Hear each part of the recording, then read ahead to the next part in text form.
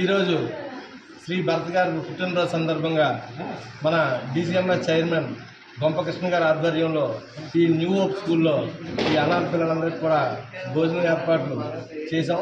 అదేవిధంగా మన చైతన్య బదిలీల పాఠశాల అయినటువంటి డిపెండెంట్ స్కూల్లో కూడా ఒక 60 మంది విద్యార్థులు ఉన్నారు. వాళ్ళకు కూడా భోజన సౌకర్యాలు అరేంజ్ చేయడం జరిగింది. మనం కోరుకునేది ఒకటే, భరత్ గారు ఆయురారోగ్యాలతో మరింత కాలం హ్యాపీగా మంచి పదవులు, ఉన్నత పదవులు అధిరోహించాలని మనస్ఫూర్తిగా మేము మా కొత్తవలస మండల టీం తరఫున అందరం కూడా కోరుకుంటున్నాం. Thank you. నమస్కారం.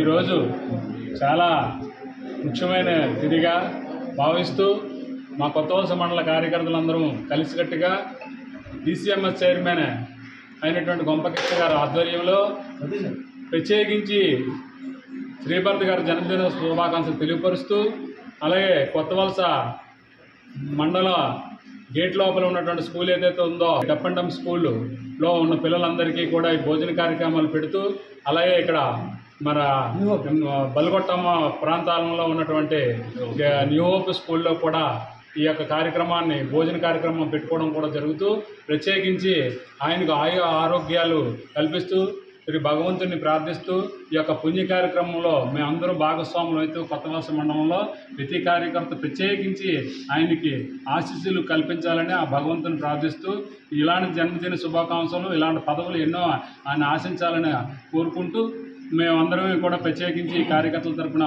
ప్రత్యేక ధన్యవాదాలు తెలియపరుచుకుంటున్నాం. అందరికీ నమస్కారం.